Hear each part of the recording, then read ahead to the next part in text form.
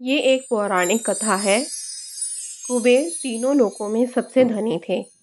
एक दिन उन्होंने सोचा कि हमारे पास इतनी संपत्ति है, लेकिन कम ही लोगों को इसकी जानकारी है। इसलिए उन्होंने अपनी संपत्ति का प्रदर्शन करने के लिए एक भव्य भोज का आयोजन करने की बात सोची। उसमें तीनों लोकों को के सभी देवताओं को आमंत्रित किया गया।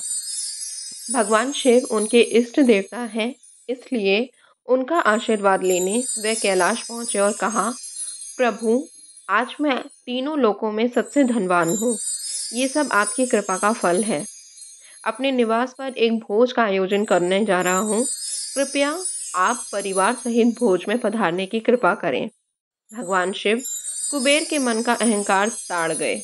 बोले, वत्स, मैं बूढ़ा हो चला हूँ, कहीं बाहर नहीं जाता। कुबेर गिड़गिड़ाने लगे, भगवान, आपके बगैर तो मेरा सारा आयोजन बेकार हो जाएगा। तब शिवजी ने कहा, एक उपाय है। मैं अपने छोटे बेटे गणपति को तुम्हारे भोज में जाने को कह दूंगा। कुबेर संतुष्ट होकर लौट आए। नित्य नियम पर कुबेर ने भव्य भोजन का आयोजन किया। तीनों लोकों के देवता पहुंच चुके थे। अंत में गणपति आए और आते ही कहा, मुझको बहुत तेज भूख लगी है, भोजन कहाँ है?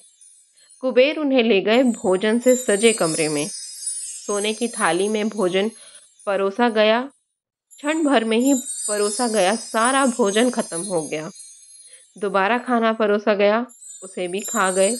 बार बार खाना परोसा जाता और क्षण भर में गणेश जी उसे चट कर जाते।